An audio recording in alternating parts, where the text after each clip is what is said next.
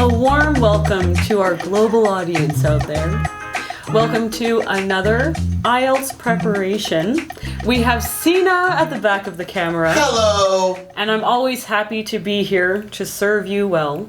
And we have Sam again for another IELTS episode, and he also has his YouTube channel. If you didn't hear before, check it out, Fast Track ESL. Hello, Sam. Hi, Sarah. Hello.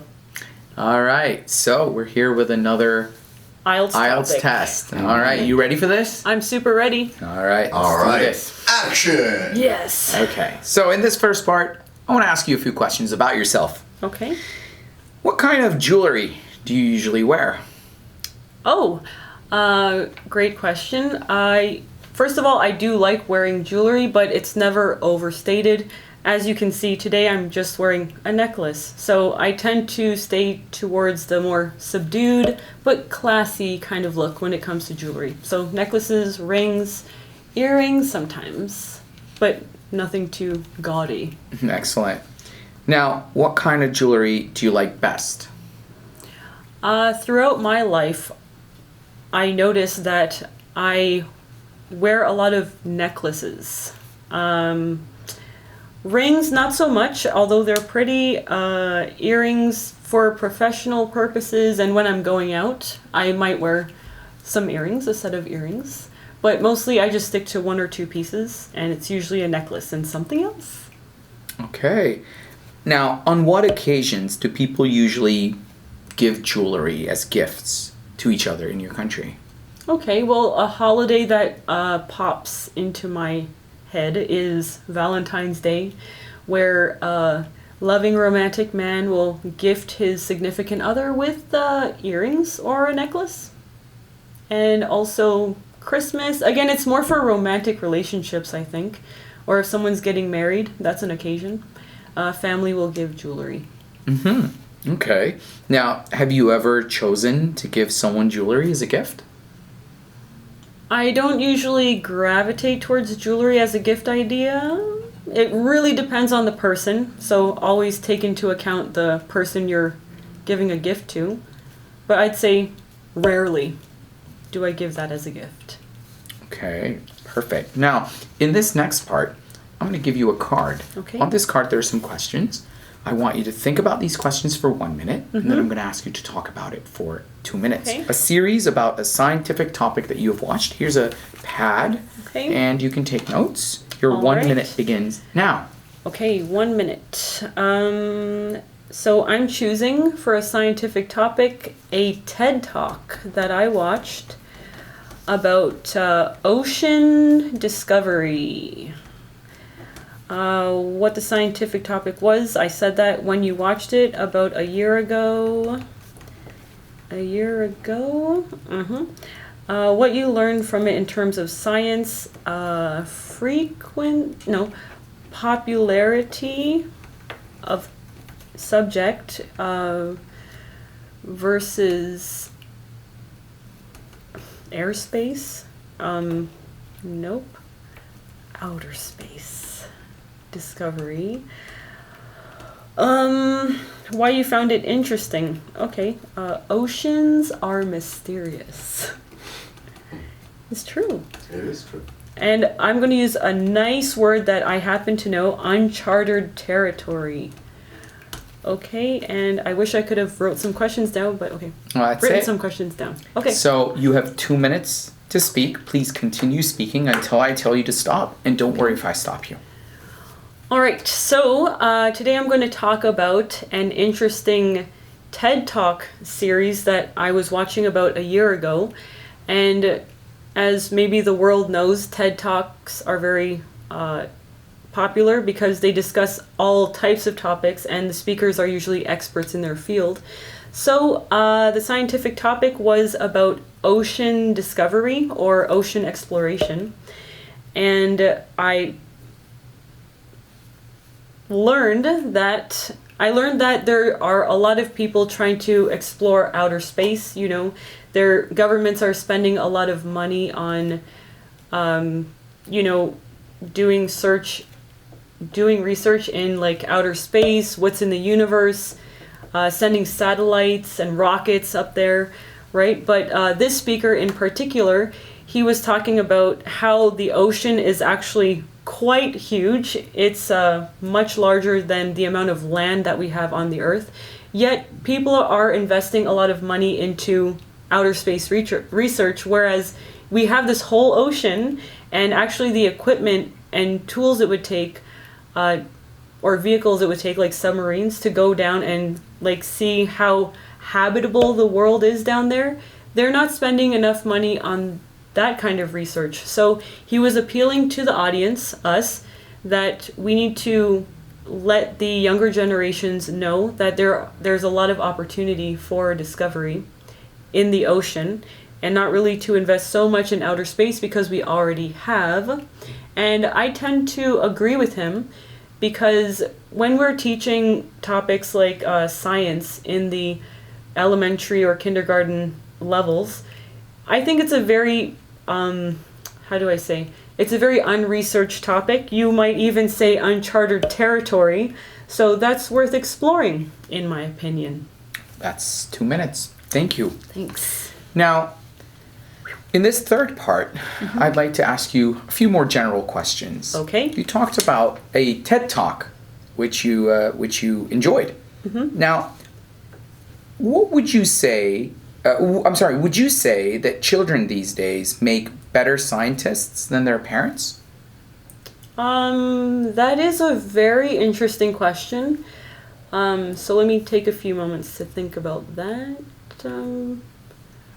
At first glance, you might think that, yes, children would make better scientists than their parents, but we can't forget that, education systems change, the demands on students change, right? So just because it's newer and shinier, I wouldn't say that parents or older generations necessarily suffer a loss there. Of course, younger minds are more inquisitive minds, so if we look at it from that angle, then you can say that, yes, we can explore more interesting ideas and innovative ideas for that. Interesting. Now, what are some suggestions for making science more popular for public consumption? So, as I mentioned, TED Talks are a very interesting and popular way to learn about topics that we previously didn't know much about. So say, for example, I have some interest in the ocean, right? In terms of like how I can make the world a better place, save ocean life and all that. But it does seem like science has that kind of, I want to say, stigma. It's like too much information. And if that's not in your realm of like talent and expertise, we might feel very overwhelmed or intimidated by it. So using things like TED Talks or having like even online resources that are more interactive and fun, I think that might, satisfy the hunger of people's curiosity, but also the need of the world to have more interested minds in science. Nice. Now, what do you think are the most important inventions of the last 100 years?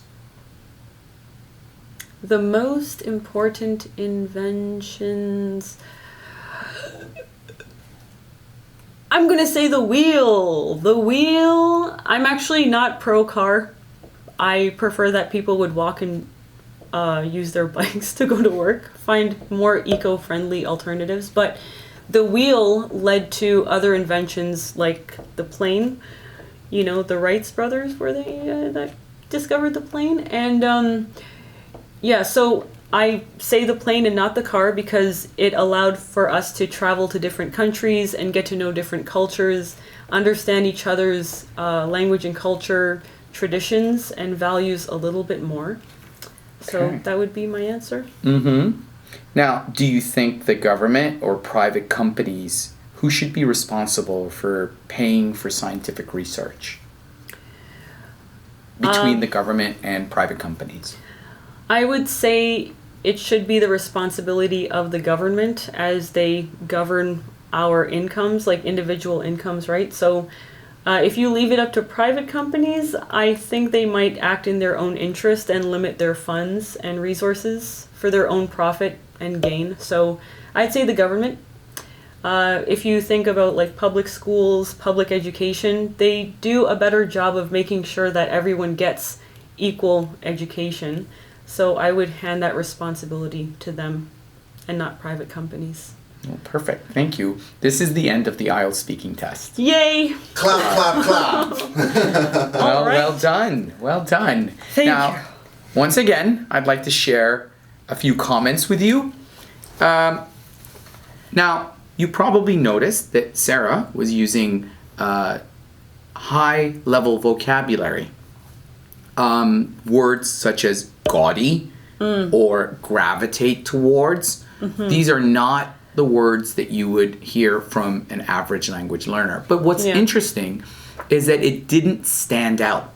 It felt very natural the way she was using it. It didn't seem prepared or rehearsed. It just flowed in the moment. Yeah. And that's what the examiner is after. Now, I've seen a lot of students who memorize and prepare words like this, and it sticks out like a sore thumb. Yep. Trust me, guys, examiners are experienced language teachers, and they know when something is rehearsed and it's not being used naturally. The other problem with rehearsing these words is that they're often used not in the best place, and so not only do they not help you be more communicative, but they have the exact opposite effect.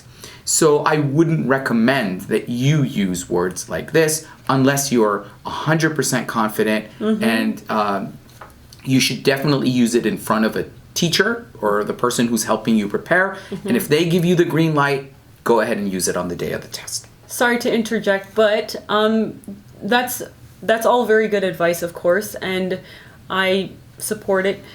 There is that low-level speaker, though, that may know like a very obscure word like gaudy, right? So for those low-level speakers out there, don't feel like you can't try a higher level word. If you definitely know, Absolutely. you know, just throw it in there, because the examiner will be like, brave. be right. brave. Yeah. And it's the examiner's job to see if you delivered it properly, and they'll give you points if you did. Right? That's right. If you're 100% sure that you know how this word is used and what it exactly means, and also the context in which it's used, then go ahead and use it. Yes. Yeah, for sure.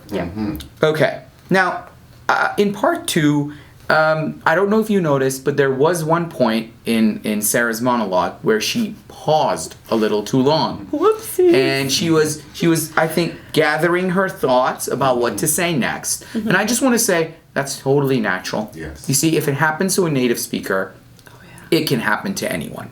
So don't, because I've seen students who experience this and all of a sudden they lose their confidence. They're like, oh no, I paused for too long and that's totally unnatural and now I'm not going to get the score I want. But that's not really the case. It's very common for people to pause. And, Even me. Yeah, exactly. I mean, as you know, I'm a teacher, an examiner, and I also use words artistically, but that doesn't mean I'm always going to have a word at the ready, right? Exactly. So actually, I would say embrace your pauses. Definitely. Okay? Because usually, and I've taught power Be speaking. like Obama. Sure, yes. And a lot of people say the same thing about me, that I'm not like the fastest talker, but also one golden piece of information I can give you is having the ability to be comfortable in your pause empowers whatever you say.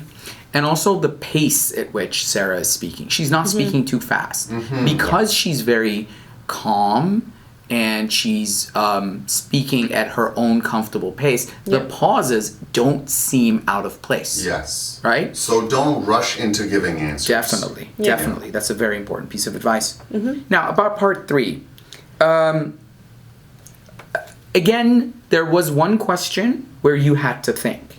Yes. But what I liked was her facial expressions were clearly showing that she wasn't looking for words, but rather she was trying to come up with ideas. Feel free to rewind and rewatch it, just in case you don't know what he's talking about. Pause. Yeah. So definitely use facial gestures to your advantage and to show the examiner that you're really trying to think about the question that you're asked. Yeah. Now, another piece of advice, and this happens to native speakers too, is listen to the question carefully. Now, the question I asked you, Sarah, was what do you think are the most important inventions of the last 100 years? And you went with the wheel. When was the wheel invented? I'm bad with dates. I'm sure it wasn't 100 years ago. Okay, but during the IELTS test, we're not fact-checking. Very We're true. not fact-checking, okay? Very true. Very true. But all I'm trying to say is you got to listen to the questions very, very carefully. Did you not notice this yourself when you were talking? A part of my personality is that I'm scatterbrained and a little wishy-washy at times. So when it comes to actual facts, yeah, maybe I probably heard it, Right. but I didn't care. Right. So But please care, guys. Please No, for care. sure. But I don't know Just if to they... clarify, guys, the wheel was not invented 100 years ago. Right. For you kids at home. Sorry, did you say 100 or 1,000? Well, another thing is Okay, you make it said, quick, 'cause we gotta- very quick. Okay, You all said the Wright brothers discovered the plane. It was lying in their basement one day. It was like, hey, Will, come see. Have you seen this? Have you seen this? It's a plane. I discovered it. They discovered the invention of it. Well, I think, invented yeah, it? Okay. well, Well, I'm only human, guys. I'm only human at the end of the day. All right. We're just Well- saying that this happens to the best of us. Yes. If it happens to the best of us, it could happen to you. And we It's might do it again in the next episode. And these are just human mistakes, guys. Yeah. We'll see you. Again, check the descriptions box below for any of the words that you probably saw over here or probably over there. I don't know. Okay? Bye-bye. Bye-bye. Talk to you soon. See you Bye. soon.